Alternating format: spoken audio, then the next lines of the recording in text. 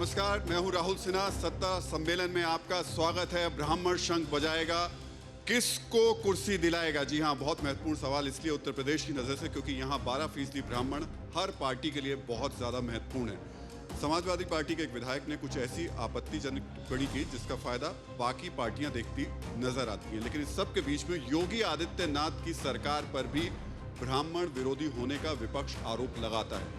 तो आज सत्ता सम्मेलन में हम ये जानने और समझने की कोशिश करेंगे कि ब्राह्मण शंख बजाएगा तो किसको कुर्सी दिलाएगा। और इसके लिए हमारे साथ इस वक्त मौजूद हैं मनोज तिवारी जी। मनोज जी, आपका बहुत बहुत स्वागत है। जोरदार तालियों से मनोज जी का स्वागत कीजिए। समाजवादी पार्टी से पवन पांडे जी भी जोरदार तालियों के साथ में पवन जी का स्वागत कीजिए।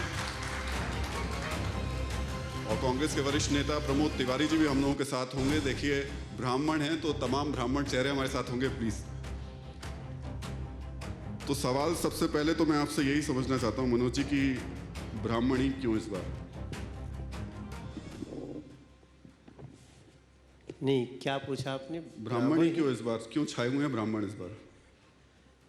नहीं, ब्राह्मण तो हमेशा समाज का हित चाहते हैं। ब्राह्मण हमेशा से अच्छा शिक्षा, अच्छा ज्ञान दे करके समाज को एक बनाने में बहुत भूमिका अदा करते हैं, तो उनकी चर्चा तो होती रहती है। और उत्तर प्रदेश में जो संस्कृति सभ्यता का रक्षण किया है ब्राह्मणों ने, जो अन्याय के खिलाफ हमेशा खड़ा रहना है, भेदभाव के खिलाफ खड़ा रहना है, और सबसे बड़ी बात है बेटियों की रक्षा के लिए खड़ा रहना है, तो उसके लिए ब्राह्मण जब ये सारी बातें होती हैं तो महत्वपूर्ण हो जाते हैं।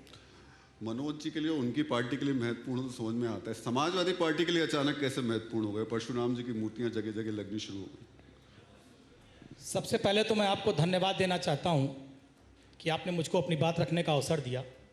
और अपनी बात शुरू करने से पहले जो लखीमपुर में आज 10 किसान शहीद हुए हैं, उनको अपनी सच्ची श्रद्धांजलि अर्पित करता हूं। अभी भारतीय जनता पार्टी के नेता और सांसद मनोज तिवारी जी ब्राह्मण समाज के बारे में बता रहे थे, ब्राह्मण बेटियों के बारे में इन्होंने कहा और ब्राह्मणों के बारे में भी बताया। हमारे 2, 3, 4 सवाल हैं जो आज आपके मंच के माध्यम से आपसे पूछना चाहता हूं। और आपने पूछा कि समाजवादी पार्टी क्यों? समाजवादी पार्टी वो पार्टी है जिसमें हमारे नेता माननीय मुलायम सिंह जी के साथ स्वर्गीय जनेश्वर मिश्रा जी ने पार्टी को बनाने में सहयोग किया था। तो स्वर्गीय जनेश्वर मिश्रा जी से लेकर स्वर्गीय बृजभूषण तिवारी जी से लेकर और आज माता प्रसाद पांडे जी हमारी पार्टी के जब सरकार बनती है तो विधानसभा के अध्यक्ष होते हैं। एक बड़ी परंपरा ब्राह्मण समाज के लोगों की समाजवादी पार्टी में रही है। दूसरी बात, अभी श्री मनोज तिवारी जी बेटियों की, ब्राह्मण बेटियों की और सम्मान की बात कर रहे थे।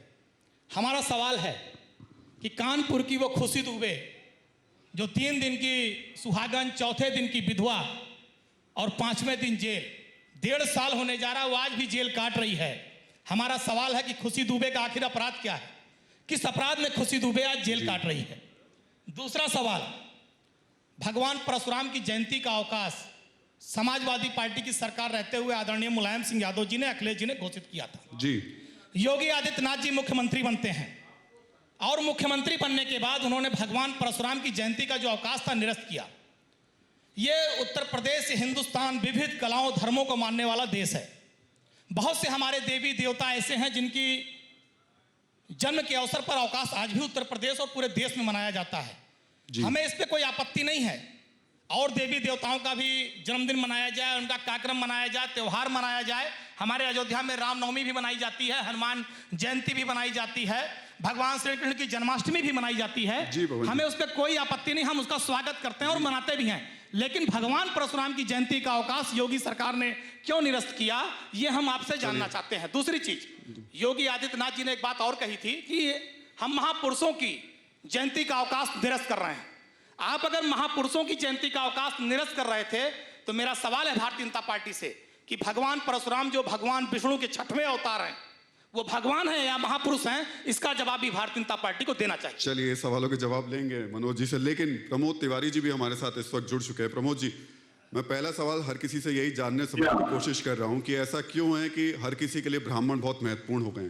कांग्रेस के लिए अचानक ब्राह्मण क्यों महत्वपूर्ण हो गए इस बार 2022 में?